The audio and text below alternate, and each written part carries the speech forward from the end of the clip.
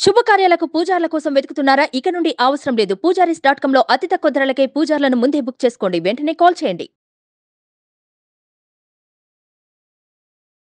అనుగ్రహద్విగుణ విశాలలోచనైః అనుస్వనద్విగుణగళద్రవామృతైః యతో యతః ప్రసరతి మే విలోచనం తతస్తతః స్ఫురతు తవైవ వైభవం. భాగవత కథాసుధ తర్వాయి భాగంలోకి వచ్చాం. అక్రూరుడు బలరామకృష్ణులిద్దరిని రథం మీద ఎక్కించుకుని బయలుదేరాడు. రథం తొందరగా వెళ్ళిపోతుంది. వెనకాల నందాదులు పాలు మీగడ వెన్న మొదలైన కానుకల్ని ధనాదుల్ని తీసుకుని బళ్ళ మీద నిదానంగా వస్తున్నారు. అయితే వీళ్ళు యమునా నదిని దాటారు. యమునా నది తీరంలోకి వచ్చాక బలరామకృష్ణులు దిగి నీరు తాగి మళ్ళీ రథంలో కూర్చుంటే అక్రూరుడు సాయంకాల వేళ అయింది కాబట్టి సాయంకాలం మాధ్యాహ్నిక విధుల కోసం ఏం చేశాడు, ఆయన నదిలోకి దిగాడు. స్నానం చేస్తూ చల్లని నదీ జలంలో అట్లా లోపలికి చూస్తే బలరామకృష్ణులు కనిపిస్తున్నారు కదా. ఏమనుకున్నాడు, రథంలో కూర్చున్నారు వీళ్ళు. మంచినీళ్ళు తాగి నీళ్లు తాగి రథంలో కూర్చున్న వాళ్ళు మళ్ళీ యమునా నదీ జలాల మధ్యలోకి ఎట్లా వచ్చారబ్బా అనుకుంటూ ఏం చేశాడు, మళ్ళీ వెనక్కి తిరిగి చూశాడు. చూస్తే ఈ వెనక్కి తిరిగి చూసేసరికల్లా రథంలో ఇద్దరు కూర్చుని స్థిమితంగా కబుర్లాడుకుంటూ కనిపిస్తున్నారు. ముందు నేను రథంలో చూశాను, మళ్ళీ నీళ్లలో కనపడ్డారు. మళ్ళీ వాళ్ళు మొదటి విధంగానే రథంలో ఉన్నట్టుగా కనపడుతోంది. అయితే వీళ్ళు రెండు చోట్ల ఎలా కనపడ్డారు, నాకేమైనా భ్రమ ఏర్పడిందా, నీళ్లలో వీళ్ళు ఉండటం ఆశ్చర్యంగా ఉంది అని చెప్పి చూద్దాం మళ్ళీ అని మళ్ళీ నదీ జలాల్లోకి మునిగాడు. లోపలికి మునిగాడట. మునిగిచ్చేసరికల్లా ఎట్లా కనపడిందంటే, అక్రూరుడు చాలా మంచివాడండి, స్థిమితమైన బుద్ధి కలిగినవాడు. మనసు వేవరింగా పోయే మనస్తత్వం ఉన్నవాడు కాదు, స్థిమిత బుద్ధి, భగవంతుడి మీద అపారమైన అచంచలమైన భక్తి విశ్వాసాలు ఉన్నవాడు. ఆయన ఏం చేశాడు, ఈ నదీ జలాల లోపల అశేషమైన విశేషాలు కలిగినటువంటి ఆదిశేషుణ్ణి చూశాడట. ఎట్లా ఉందంటే, ఈయన 1000 తలల మీద 1000 మణులు, అక్కడి నుంచి పన్నగాలకి ప్రభువు, రాజవేషం. ఎట్లా ఉన్నాడంటే ఒక సర్పానికి కిరీటాలు పెట్టినట్టుంది. ప్రతి పడగకి కిరీటము మణి కనపడుతోందనమాట.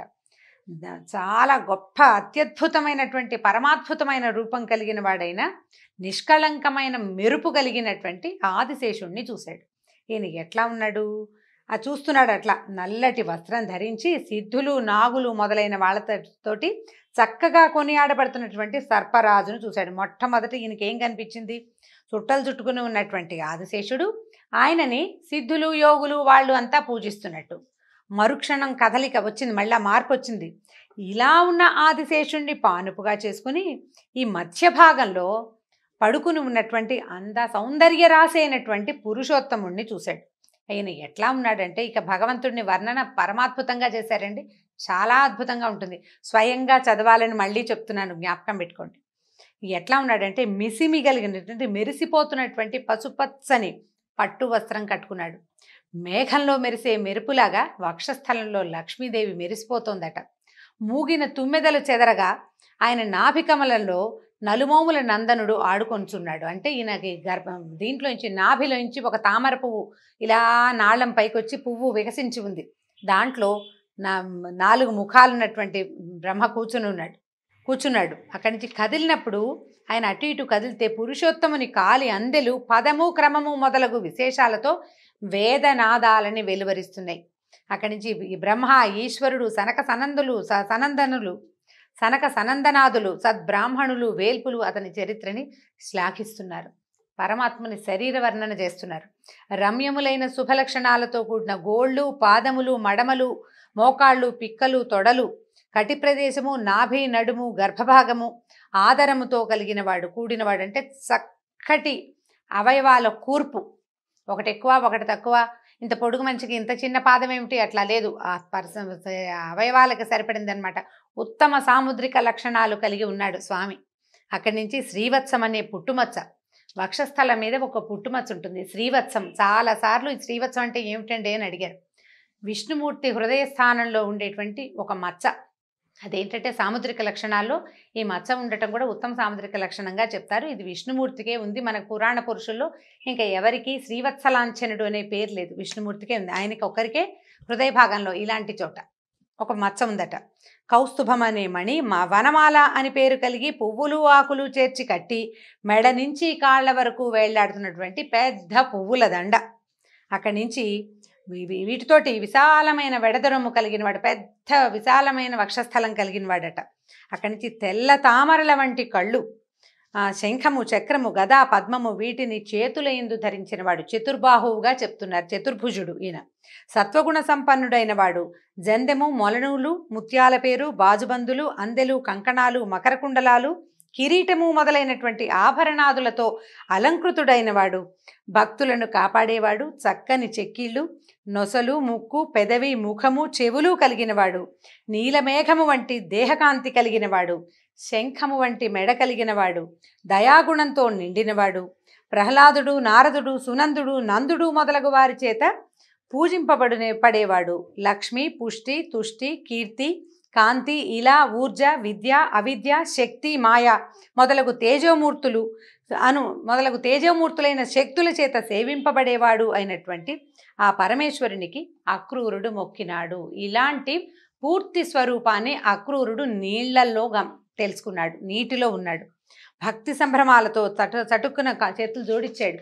ఇంత పరమాత్మమైన రూపం ఒకసారి కంటపడేసరికల్లా డగ్గుత్తికతో దుఃఖం, ఆనందం, పరమాశ్చర్యం, నేను ఎక్కడున్నాను అనేది తెలుసుకోలేని ఒక సంభ్రమంలో ఇలా అన్నాడనమాట. అయ్యా, నువ్వు ఎంత అద్భుతమైన వాడివి, ఇలాంటి రూపంతో నాకు కనపడి దర్శనమిచ్చి నాకున్నటువంటి ఈ మాయని పోగొట్టావు నువ్వు అని అపరిమితమైన ఆనందంతో చాలా కీర్తించాడు. నీ వల్లే అన్ని ప్రపంచంలో ఉన్న సమస్త శక్తులు, సమస్తమైన విషయాలు, పంచభూతాలు అన్నీ నీ ఎందే పుట్టినాయి. నీ మహిమని చెప్పడానికి నేనెంత వాడను. వేద మార్గగాములైన కర్మయోగులు నువ్వొక్కడవే. వాళ్ళందరూ ఏమనుకుంటారంటే వేరువేరు పేర్లుగా భావిస్తారు. ఆ దేవుడు వేరు, ఈ దేవుడు వేరు కాదు. ఆ అందరి దేవుళ్ళ రూపాలలో నువ్వే ఉన్నావని తెలుసుకోలేకపోతారు. కొంతమంది జ్ఞానము కలిగిన వ్యక్తులు ఏమంటారంటే అది నిజం, పిపీలికాది బ్రహ్మాండ పర్యంతము విష్ణుమయమేనని చెప్తారు. అది తెలుసుకోలేని వాళ్ళు ఒక్కొక్కళ్ళు ఒక్కొక్క రకం. అబ్బే విష్ణువు కాదండి ఫలానా వాడేనని ఇంకొంతమంది అంటారు. ఎవరు ఏదన్నా సరే నువ్వు సర్వాంతర్యామివి అని చెప్పి ఇక అసలు ఒక రకంగా కాదు, ఎన్ని పొగడ్తలో ఈయన తాలూకు దశావతారాలని పొగిడి నువ్వు అంటే ఎంత బాగా స్తోత్రం చేశాడంటే అక్రూరుడు ఆ నీళ్లలో నిలబడిపోయాడు ఆ రూపాన్ని దర్శిస్తూ. బుద్ధి పక్కకి కూడా వెళ్ళలేదు. నిన్ను పొగడ్డానికి నేనెవరిని, నేను మాయ చేత ఆపదల పాలైన వాణ్ణి, దుఃఖం చెందిన వాణ్ణి, అనుగ్రహ బుద్ధితోటి నా దిగులు తీర్చి నన్ను ఆదరించు.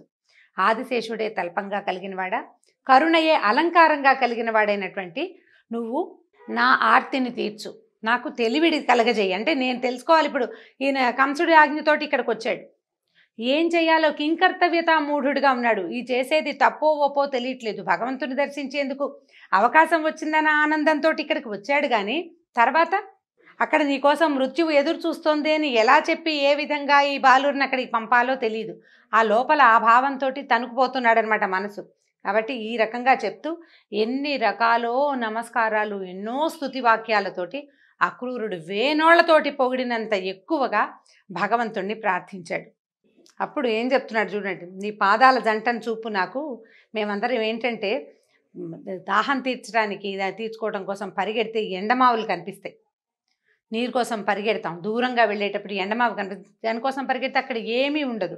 ఈ స్వప్న సమానాలు, ఈ ప్రపంచంలో ఉన్న విషయాలన్నీ కూడా ఎండమావులే. ఏమిటి, పుత్రులు, మిత్రులు, కళత్రము, గృహములు, ఇదంతా జంజాటం. దీన్నే మనం సత్యమని భావిస్తాం. ఇదే మన అల్టిమేట్ గోల్ అనుకుంటాం. కానీ అది నిజం కాదు. ఇదంతా మిథ్యాతత్వం. ఇది ఏది శాశ్వతమైనది కాదు. శాశ్వతమైనది ఏమిటి? భగవంతుని యొక్క పాదాల జంటే శాశ్వతమైనది. దాన్ని చూపి నన్ను కటాక్షించు, ఈ సంసార లంపటంలోంచి నన్ను బయటపడేయమని స్తోత్రం చేస్తుండేసరికల్లా ఈయన ఏం చేశాడు, ఈ భగవంతుడట కృష్ణుడి లీలా విలాసం చెప్తున్నారనమాట. పూర్వరూపం చూపించి నటుడు తన నాట్యాన్ని మార్చినట్టుగా అప్పటిదాకా ఒక డ్యాన్స్ చేస్తున్న, ఇంగ్లీష్ డ్యాన్స్ చేస్తున్న డాన్సరు సడన్గా కూచిపూడి నాట్యం చేసినట్టుగా, లేదా కూచిపూడి చేసేవాడు ఇంగ్లీష్ డ్యాన్స్లోకి దిగిపోయినట్టుగా భగవంతుడు క్షణంలో అంతర్ధానమైపోయాడు. రథంలో ఉన్న రూపాన్ని చూపిస్తున్నాడట. అక్రూరుడు తెల్లబోయాడు. నీటిలోంచి బయటకు వస్తే రథంలో బలరామకృష్ణులు ఇద్దరూ కనిపిస్తున్నారు. అప్పటిదాకా ఈయనకి ఎంత పరమాద్భుతమైన రూపదర్శనమైంది. భగవంతుడిని స్వయంగా మాంసనేత్రంతో దర్శించగలిగాడు. ఆయన మొత్తం పూర్తి శరీరాన్ని ఆయన ఎలా ఎవరితోటి సేవింపబడుతున్నాడో దాన్ని స్పష్టంగా తెలుసుకోగలిగాడు అక్రూరుడు. ఒక్కసారి సినిమా మొత్తం మాయమైపోయి మళ్ళీ సాధారణంగా వెనక్కి వచ్చేసాడు. వచ్చి అప్పుడు కృష్ణుడు అడిగాడనమాట, నీళ్లు దగ్గరలోనే ఉన్నాయి, స్నానానికి వెళ్ళి చాలాసేపు అయింది, ఆకాశంలో భూమిలో లేని వింతలు ఏమైనా నీకు కనపడ్డాయా అక్రూరా అని అడిగాడు. అప్పుడు అక్రూరుడు చెప్తున్నాడు అనమాట, నీలో లేని వింతలు ఈ లోకంలో ఎక్కడైనా ఉంటాయా తండ్రి? ఇక నీవు ఎక్కడా ఉండవు, ఇంకా నీళ్ళల్లో ఏముంటాయి, విచిత్రాలన్నీ నీలోనే ఉన్నాయి స్వామి అని చెప్పి నవ్వాడు. అప్పుడు సాయంకాలానికి ఆ సమయానికి మధురాపురి చేరేటట్టుగా రథం నడుపుతూ తీసుకెళ్ళాడట. ముందుగా వెళ్ళిన నందుడు మొదలైన వారు పొలిమేరలోని తోపులో బస చేసి ఉన్నారు.